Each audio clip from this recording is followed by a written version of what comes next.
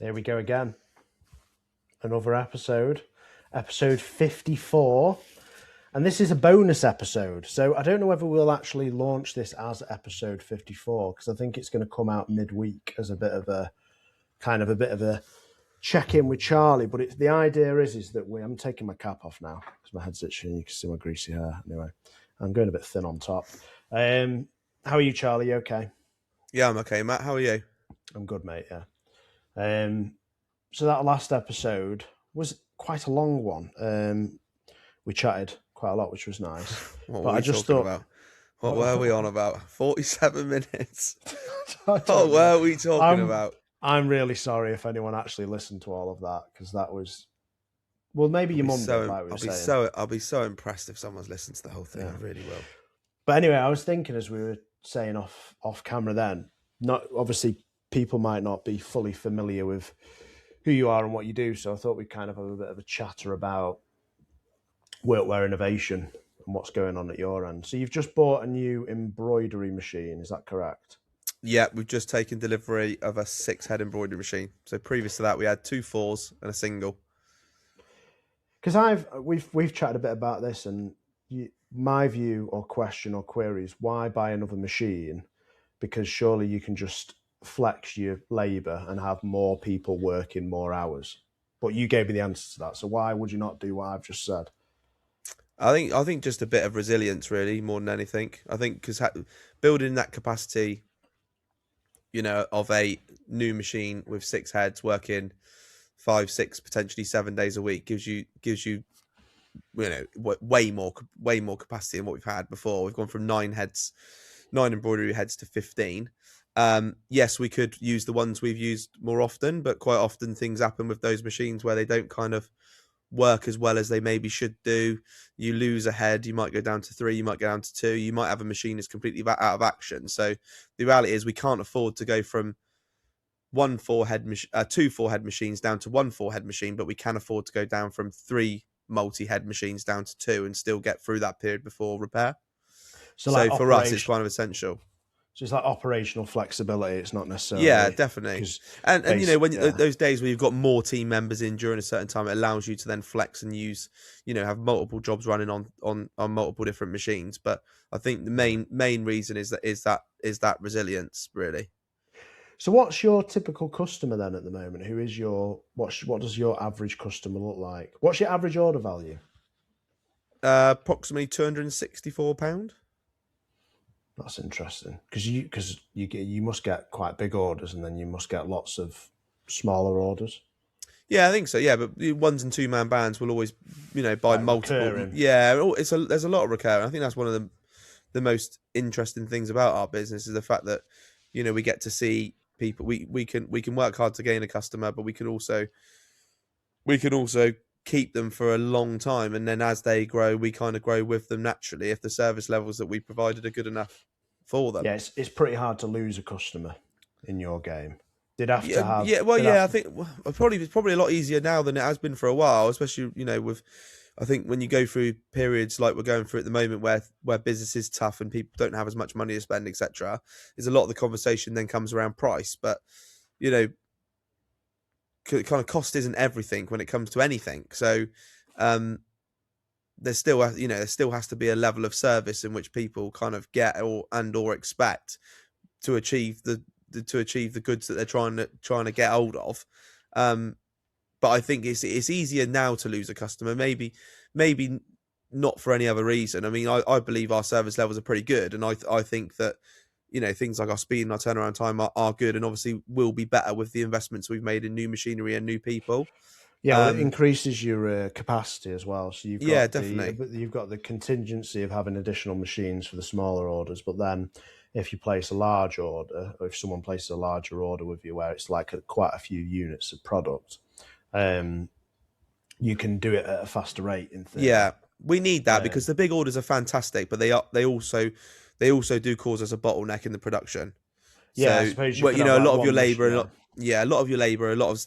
of what you've got available goes into a lot of resource goes into producing that one big order, and actually, as a result, you right there, bud? I just noticed something on my shoulder. Some bird poo or something. a lot of your resource goes into those big orders. You're trying to turn them around in the same turnaround time, and actually what you do is create a bottleneck where you're affecting customers around you then that might have slightly smaller orders that are just as vital to your whole business performance. Yeah. And what you don't want to do is delay somebody else because you're working on some other, because you're working on a big order. So Yeah. every order, no matter what the size, needs to be going through our production system in the lead time that we provided. Yeah, makes sense. And I think we've been slow. We were above that demand to begin with when we first started work renovation. We were almost riskier then than what we are now. We went through a period last year where we weren't risky at all. We never planned for the additional increase in orders and the increase in work, and now we're almost like on the, we're firefighting now a little bit to try and scrap our way to a point where actually we can then move again. So, but a lot of those challenges that you're talking about there were created by growth. So it's like you grow your business, the systems break, and then you have to rebuild them and improve them so that they can deal with the growth that you've done and more ideally. So what you're saying is because I know you've brought in more people and you've now bought a bigger machine, so business is going well. Why do you think, without you giving the whole spiel of like work renovation's amazing and all the rest of it, why do you think your business is growing at the moment? You shot me on. Wait, giving the old spiel. Yeah, like just to keep it real for a minute. Why do you think you are actually growing at the moment? Because it's not easy out there, especially, in my opinion. In your customers are business owners. Yeah. So that's not easy.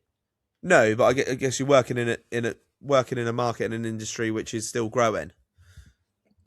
I don't know the exact figures. I'd have to have a little research, but the workwear market as a whole is growing and predicted to grow.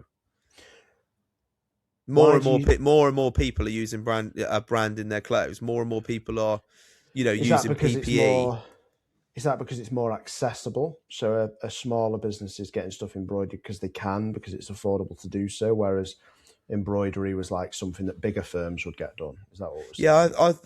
I'd probably say that. I mean, lots of people historically have introduced like minimum order quantities, so obviously makes things difficult for the 1 and the 2 man bands. Yeah. So for those people that it's just one man in a van, it makes it difficult for them to be able to hit those minimums in order to get brand on their clothing. But when we started, we said that our belief that everybody who runs a business or everybody that offers a service should have the ability to put their brand on stuff, and we've kind of stuck with that ever since, and we still do have that now. So we still believe no matter what your size, you should be able to put your brand on your stuff. How many active customers do you have at the moment? I think on last looking, it was just over 1,200. Wow, 1,200 businesses, or 1,200 customers on our system. Yeah. But how many have actually ordered within the last? No idea. The last 12 months, because that's the key metric. Actually, is that like what's your churn? Like what? It's actually one of my goals for this year, Matt, to set some. Did you do those goals in that 5-minute interlude? Yeah, we did. That was good, mate. Yeah. On reflection, is one of the goals this year is to track our KPIs. Here we go. We're back. Little internet failure there on our little bonus episode. Wasn't ideal, was it? No, not at all. No. Technical issues. Your fault this time as well, not mine. There we are. What we were chatting about work renovation, weren't we?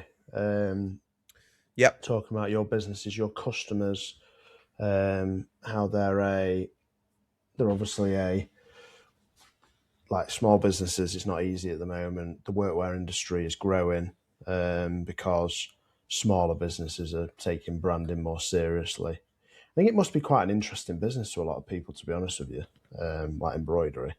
Do you get when you tell people about your business, do they get excited about it? Or are people just like, meh? No, I think people do get excited. I think one of the reasons is we've found it like easier to market is that it is quite appealing to a lot of people, isn't it? And they can see kind of their visions and their work coming to life on pieces of clothing. So I think it's a lot sexier to talk about, a lot sexier to market. It's easier for us to showcase what something could look like, and there's it visually it's quite good, isn't it? So I think other people probably get more excited over it than I do. But yeah. Do you ever find as a business owner like you shy away a little bit from telling friends, peers, people you come into contact that you've got a business? Oh yeah, I'm rubbish at. If you ask me what we do, I'm rubbish at that little initial. What do you do? People say, what do you do for a living, Charlie? And decorate things. Literally. So we do embroidery and print on pieces of clothing for people. When you say it like that, it doesn't really sound all that awe-inspiring, does it? But if I don't want to have a conversation with someone, I'll say, "Oh, I sell stuff online," or I might say, "I sell clothing online." If I want to have a conversation with someone, I'll say, "I run a group of online retailers." That one hits, doesn't it? I run a group of online retailers. So it sounds so good. So you need to think about a sexy version of I decorate stuff. What would be a sexy version of that? I don't know. Got an itchy ear then. You don't know? There must be. I don't know. No, I don't know. We put people's brand on stuff, don't we? Your brand on stuff. That's the tagline. That could be a little spin-off business. That's very well. That is. Hang on a minute. Hang on. Don't. That's the tagline, mate. That's the tagline. Your brand on stuff. Oh, is that workwear innovation? Your brand on stuff. Yeah. Your brand on stuff brings in all sorts, doesn't it? Promotional items, signage, vehicles, clothing, stuff. Love the word stuff. Yeah. But yeah, that's us. That's workwear innovation. Because it was your dad's business originally, wasn't it? Yeah, we still do office supplies. So yeah, because it was office supplies originally. Yeah, we do still do office supplies, but obviously that isn't as very sexy. That's not a very sexy industry. That is hard to market. That is very price orientated. That's very commoditized. It's difficult. Selling pens and paper and post-it notes, etc., is a difficult one to try and win the hearts and minds of new business. But actually, when you've got something that's visual, something that is, decoration, something that is embroidery, is print, is someone's branding, is someone's work, is someone's everything, actually, from a storytelling perspective, it's actually a lot easier to tell people about and showcase on socials, on in email marketing, etc. It's way better to bring those things to life than it is pens and paper. So we found it a lot easier to grow. So yeah, that's why we spend a lot of our time talking about workwear innovation. Do you have any difficult customers? Is that a problem for you? No, not really. Not difficult customers. No, I don't think so. Do you ever say no that's one of the customers? We probably don't say no enough. Or just politely decline to do something in a way that someone has specifically asked you to. Oh, I think everyone that comes to us is will ask for our opinion on things, and we're not. We've always tried to be very advisory in everything we do. We from day one, we didn't know the ins and outs of an embroidery machine. We didn't know the ins and outs of printing, and we definitely didn't know the ins and outs of the whole clothing industry, and we still don't now. But what we do is we spend time with sales representatives from loads of different brands. We people offer their services. We tell them to come in. We ask them, tell us everything. We're a blank canvas. We don't know anything. What you tell us and the information you give us, we can give to our customers. And I think we've always tried to do that. And we've definitely done that from an embroidery and a print perspective as well. And I think quite often people ask you for your opinion on how should I do this? What do you think? What do you think would look better? And I think we've kind of formed our own opinions from doing quite a lot now where, we think one way will work better for certain things. And we think people should either dumb down, so to speak, or really raise it up, and I think that just comes from experience. But we've always tried to advise people, and I think that when you say what's the differentiator, why have we been successful, without giving too much away, because I don't really know the answer, if I'm being brutally honest, because I haven't really asked, but we try to steer people down an avenue which it means that the clothing that they choose and the way they have it decorated is fit for the purpose in which they're going to do so. And if we feel that there's a better alternative out there for them to have, we advise them to go for that, as opposed to just being a transactional, here's your Fruit of the Loom t-shirt you've always had forever and a day, come and buy it from us. Interesting. Do you think so? So basically, you're a service based business that solves people's problems when it comes to branding their business in person, I suppose. Yeah, I'd guess so. I think that probably And comes from the other business as well, Matt. To be honest with you, that's probably what that's always been as well. yeah, I yeah. think that's So probably why we've almost fallen into the way in which we do this one. yeah, yeah. So because when I've been thinking a lot about this new business that we're setting up, it's my view is it's like you're there to take the hassle away and to solve the problems of a business. Ideally, if you're offering a service to another business, you want to remove the difficulty of it. You ideally want to be like, right, here's the keys. You crack on with that part of my business. See you later. Yeah. So when it comes to the embroidery and the design and that kind of stuff and making sure the product's good and the quality is good, you just basically go, there you go, crack on. Yeah. What to the team members? No, so your customers will basically trust you to make sure that the quality of the Oh product yeah. they get is good and there's no issues with it, etc. In the same way, because I'm trying to think about this new service business that we're building out, we're basically the goal with that is we're going to just solve people's problems for them. I think that's the difference with working B2B as it is to B2C, though. To be honest with you, I think that's one of the things I really do like about working with other businesses is that it almost becomes a relationship as opposed to a transaction. I think that's one of the best things. It's one of the most natural fits for someone that's, I worked in retail during uni and after uni, and on the whole 90% of the time is absolutely fine, but it is a different relationship. And when you're speaking to people that are working in businesses, they understand, it doesn't matter what role they're in, they understand what it's like to work in there, and they understand that they're purchasing and they're making decisions for a group of people as opposed to just themselves. So I think quite often they react differently. So it's way easier for you to build relationships and to speak to people normally and just be you. And I think that's a lot easier. I think one thing you'll suit that well, I think. I'm quite looking forward to being able to book like discovery calls with people like business owners and talk to them about the problems in their business and then trying to maybe work out a plan on how we can help them. Yeah. Because we've got such a wide, like the complexity of the problems that we've had to solve in our business over the years has been quite, I love problem solving. Yeah. It's like I know you do. it's my like if you come to me and you've got a problem, I'm like, yes, let's fix this. So the idea of the business is basically the things that a business owner doesn't really want to have to deal with, or is a pain in the bum, or that it's just not their skill set. We'll handle it. We'll do a great job. Yeah, I love that. There's loads of those, isn't there, as well? Bloody hell. Yeah, I mean, I guess I hate that, but that would make it quite hard in order to like identify your market and identify your thing. Well, it might make it difficult for you to pitch that as well. Who knows? But I don't think so though, because my target customer is a small business owner.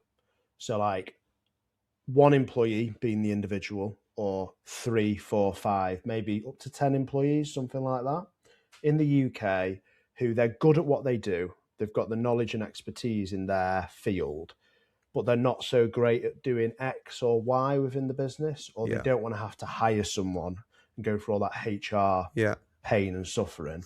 They just want to go, well, let's just outsource this to Matt. Matt will sort it. Matt likes dealing with that nerdy stuff or whatever it might be. Yeah. Do you know what I mean? That's the idea. And I look at it like anything data, bookkeeping, SEO, pay-per-click, websites, systemization, SOP creation, anything like that. Maybe like basic financial stuff. Exciting, Do you know what isn't I mean? Yeah. It literally could be anything, couldn't it? I think that's it. I guess until you start having those calls and you start speaking to people, I think you'll really know what it is people need and what people really want, and then that's quite exciting. It depends on the business and depends on so you look to solve the problem of making your business look good in person. That's like a basic way of looking at it. So if someone were to go to, I saw is there like a pizza restaurant or something that you do some bits and pieces for? I've seen some of your customers now and again on Instagram, but they're focused on doing what they want to do. They don't want to have to work out which product. So you've solved that issue for them. Yeah. So out of this business will basically solve people's issues. I get excited about it. Oh, I can see it. I can see the little cogs turning in there. It's great. Yeah. Because I could do a video call with someone and be like, let's just chat about your business. What are the problems? What things irritate you? What are the things you don't like doing? Right, I'll do it. I think it's great. When you starting? I'm not having you as a customer. I don't want to do that. You don't have any problems anyway. Nah, we're pretty solved, I think. Yeah, we cover most of the bases. I think. Someone messaged me today and said that they'd listened to my podcast and said they love the fact that I'd said I don't tolerate idiots. Why am I on here then? Yeah. Why am I on here with you? Yeah, it was don't tolerate idiots. Jacob from Lockwood Smocks. Have you checked his stuff out? His content? Yeah, I have. He's great on the gram. We're going to get him on the podcast. He is so good on the gram. Really, do you know what I mean? Great. It actually annoys me how good he is on it. Yeah. Well, we'll get him on and he can give you some tips. And yeah, absolutely. I reckon I might have been dabbling in it slightly longer as well, and he's still way better at it than I am. Just, really, do you know what he's got that fucking energy that he wants to. Energy. Jesus. Yeah. He sent me a video of himself up. This is a bit. That sentence could not be fit for the conversation on this, but he sent me this video of him basically doing something like out there, climbing a mountain in the snow, and I was just like, and it's like he's talking into the camera. It's not gone on his socials, but he's hungry. He's wired. He's wired differently. Oh, he's wired. Certainly wired. Yeah, he's amazing. He's an entrepreneur. Like he is. Whenever I talk his brand is very good as well. Let's be honest. You know, it's nice. It is good. It's good stuff. It is good. When I talk to him, I just get that energy out of him. Yeah. Do you know what I mean? How did we get on Jacob? It's good to I don't know. Oh, he told me not to tolerate. He said that I said don't tolerate idiots, and he was like, "Yeah, I agree." It's a good idea that. So anyway, hopefully, you weren't talking about one of these episodes whilst you were talking about it. Christ. There we are. So anyway, I think that's a nice little bonus episode. Yeah, feel free to ask me any questions. I mean, I don't always know the answers. I don't have the answers to anything really, but right. Well, we'll get you back on next week again, mate. And we'll try and get Jacob pinned down for an episode. I reckon you'd be up for that. That would be banging. I reckon. That would be quite an exciting. Yeah, that would be a hell of a chat. Yeah, because he's at the sharp end. Yeah, he's like building a brand. I don't envy anyone doing that, to be honest with you. That one's not for me. Yeah, he's a proper entrepreneur. Yeah, that's a tough one, I think. All in, going for it. Especially when you're launching your own brand of clothing, I think that for me is the. Yeah. No, he's a good guy. I'll try and get Jacob on next week. Pin him down. I'll see what he's doing on Monday night. I'll message him. Sweet. So over and out. We'll leave it there, mate. We're not going to call that episode 53. Call it what you want, mate. We'll just call that. The show is yours. Show is yours. You can call it whatever you like. Yeah. Well, I'll work something out. I'll work up a stitch-up tile for you. Hopefully, it's a bonus for someone. Bonus episode: Charlie's problems. I got loads. We could talk for hours on that. Maybe we have to do another one on that one. Right. Over and out. Peace.